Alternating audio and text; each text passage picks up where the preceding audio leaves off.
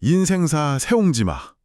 이 말 정말 많이 듣잖아요. 그렇죠. 정말 지겹도록 듣는 말 중 하나죠. 특히 뭔가 좀 안 좋은 일이 생겼을 때 어른들이 야, 너무 상심 마라, 이게 다 세옹지마라 이러시면 네네.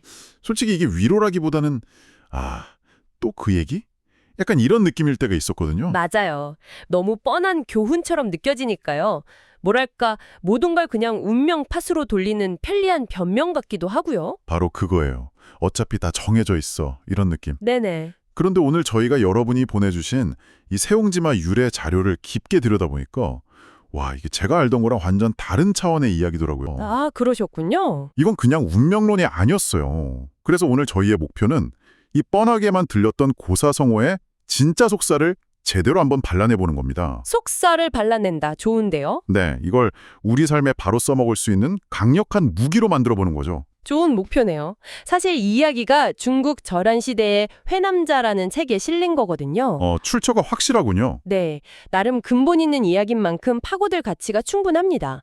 이게 단순히 좋은 일, 나쁜 일은 돌고 돈다 이 표면적인 의미 너머에 예측 불가능한 시대를 사는 우리에게 필요한 어떤 태도에 대한 메시지가 숨어 있거든요. 좋습니다. 그럼 그 태도가 뭔지 제대로 파헤치러 가보죠. 일단 세옹지마, 이 한자부터가 좀 헷갈려요. 그렇죠.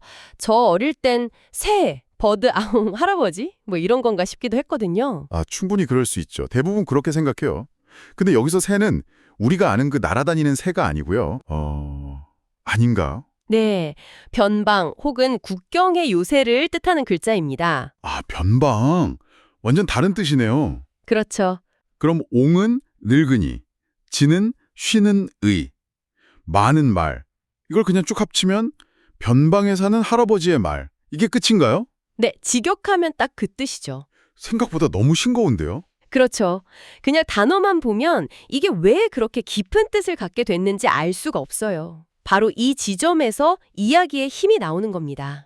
이야기. 네, 이 변방 할아버지의 말 한마리가 대체 얼마나 파란만장한 일을 겪었길래 수천 년 동안 사람들의 입에 오르내리는 철학적인 아이콘이 됐는지 그 이야기 속으로 한번 들어가 보시죠. 네, 그 파란만장한 이야기.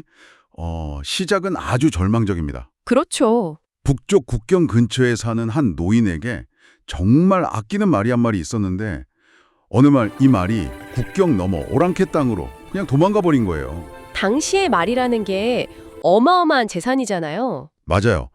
거의 집 한 채 값이랑 맞먹는다고 하더라고요. 그게 하루아침에 사라진 거죠. 마을 사람들은 당연히 난리가 났겠죠. 아이고 어르신 상심이 크시겠습니다 하면서 다들 위로를 건넸을 거고요. 네, 요즘으로 치면 진짜 애지중지하던 슈퍼카를 도둑 맞은 거나 마찬가지인 상황인데 보통은 망연자실에서 들어 누워야 정상이잖아요. 그렇죠. 저 같으면 당장 경찰에 신고하고 CCTV 돌려보고 난리쳤을 거예요. 그런데 이 노인의 반응이 정말 기가 막힙니다. 네, 위로하는 사람들을 보고 아주 덤덤하게 한마디 툭 던져요. 이 일이 복이 될지 누가 알겠소. 바로 이 첫 번째 대사. 이게 모든 것의 시작입니다. 이건 괜찮아 하는 식의 정신승리가 아니에요. 불행이라는 사건 앞에서 이 이야기는 여기서 끝이 아니다 라고 선언하는 거나 마찬가지거든요. 와, 이 이야기는 끝이 아니다. 네, 대부분의 사람들은 불행이 닥치면 그게 이야기의 결말이라고 생각하고 좌절하거든요. 그렇죠. 하지만 이 노인은 그 불행을 다음 챕터로 넘어가는 하나의 사건으로 보고 있는 거죠. 아주 주체적인 태도예요. 와, 그렇게 해석하니까 완전 다르게 들리네요. 그리고 정말 노인의 말대로 이야기는 끝나지 않죠. 그렇죠. 반전이 일어나죠. 몇 달 뒤에 집 나갔던 그 말이 돌아옵니다. 심지어 혼자가 아니라 오랑캐 땅에 아주 혈통 좋은 준마 안피를 데리고서요. 1+1 이벤트가 벌어진 거죠. 네, 재산이 순식간에 2배가 된 겁니다. 마을 사람들은 이번엔 막 잔치 분위기였겠죠. 어르신, 제가 뭘 했습니까? 역시 복 받으실 줄 알았습니다 하면서요. 네네. 자, 여기서 저 같은 보통 사람은 거봐, 내 말이 맞았지? 역시 존번에 승리한다 하면서 어깨에 힘이 잔뜩 들어갔을 거예요. 그렇죠. 으쓱했겠죠. 그런데 이 노인 또 찬물을 확 끼웠습니다. 사람들의 축하에 이게 도리어 화가 될지 누가 알겠어 라고 말하죠. 아니 이쯤 되면 그냥 즐기는 법을 모르는 까칠한 할아버지 아닌가요? 좋은 게 좋은 거지 왜 자꾸 초를 치나 싶기도 하고요. 충분히 그렇게 보일 수 있어요. 청개구리 신부 같기도 하고요. 네. 하지만 이 두 번째 대사야말로 이 노인이 단순한 긍정론자가 아니라는 증거입니다. 오. 첫 번째 반응이 불행에 매몰되지 않는 태도였다면 두 번째 반응은 행운에 취하지 않는 태도를 보여주는 거죠. 아, 행운에 취하지 않는 태도. 네. 행운이 찾아왔을 때 대부분은 그 달콤함에 취해서 이제 모든 게 잘 풀릴 거야 라고 착각하거든요. 하지만 노인은 그 행운이 가져올 또 다른 예측 불가능한 변수까지 보고 있는 겁니다. 행운이 가져올 변수라. 그리고 그 변수는 최악의 형태로 현실이 되죠. 맞습니다. 노인에게 말타기를 좋아하는 아들이 있었는데 새로 얻은 이 야생마 같은 준말을 타다가 그만 떨어져서 다리가 부러져 버려요. 아이고. 네. 평생 장애를 안고 살아가야 할지도 모르는 큰 사고였죠. 복인 줄 알았던 것이 끔찍한 화가 돼서 돌아온 순간이네요. 그렇죠.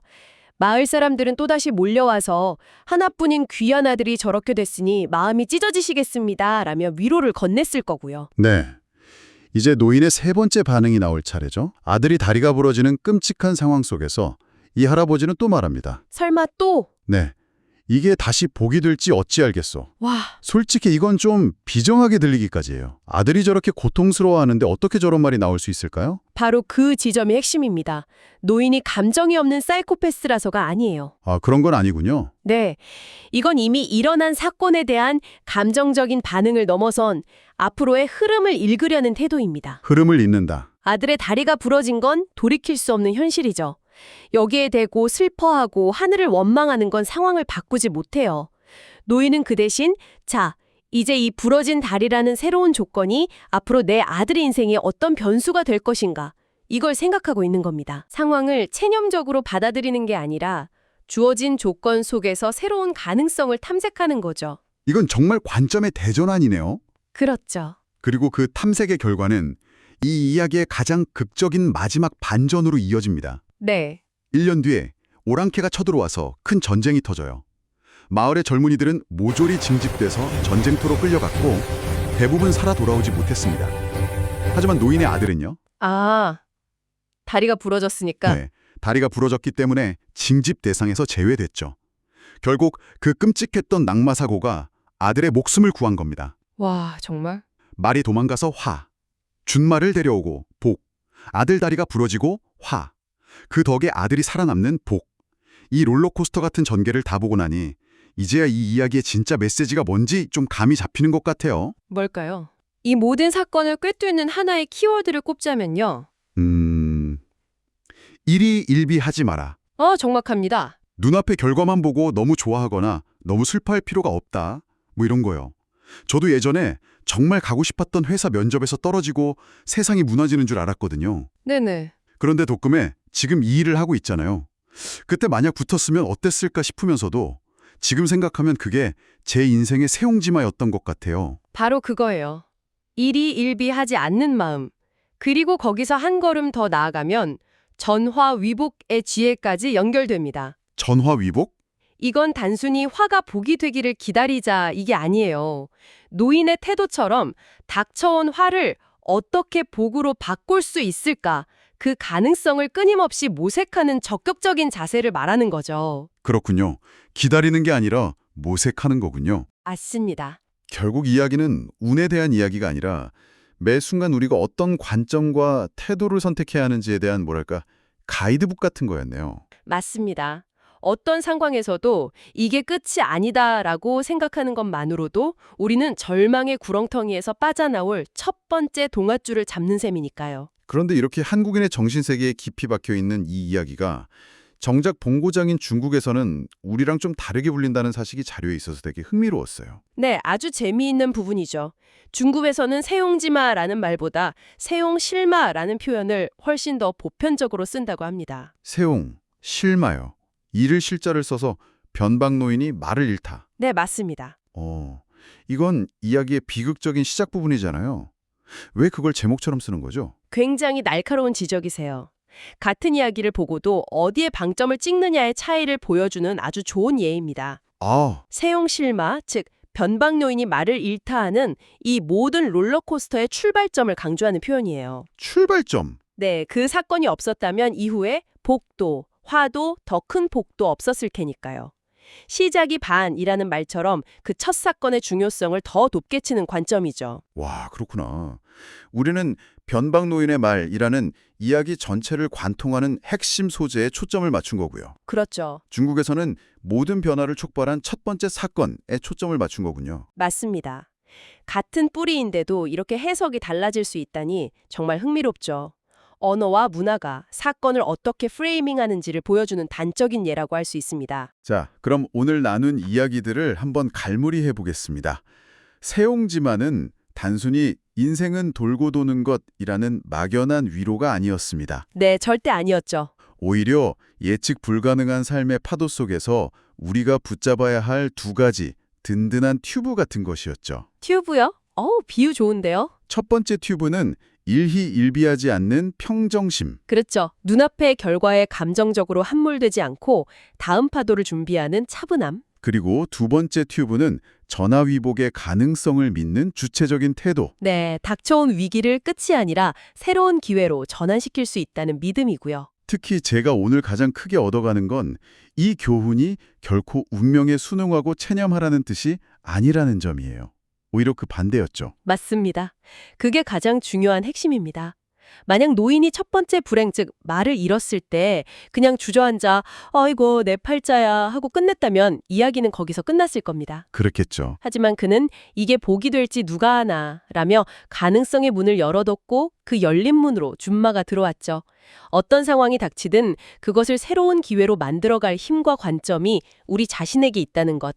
이게 바로 세옹지마의 진짜 메시지입니다. 운명의 파도에 휩쓸려가는 게 아니라 그 파도를 어떻게 탈 것인지 스스로 결정하는 서퍼의 자세군요. 그 비유가 딱이네요. 자, 오늘 저희와 함께 세옹지마라는 낡고 뻔해 보였던 이야기에서 아주 강력하고 새로운 지혜를 건져 올렸습니다. 이제 마지막으로 여러분께 생각할 거리를 하나 던져드리며 마무리할까 합니다. 네. 지금 당신을 가장 기쁘게 하는 일, 혹은 가장 힘들게 하는 일은 무엇인가요? 오늘 저희가 나눈 이야기의 관점에서 본다면 5년 뒤에 그 일은 당신의 삶에 어떤 전혀 다른 의미로 기록될 가능성이 있을까요?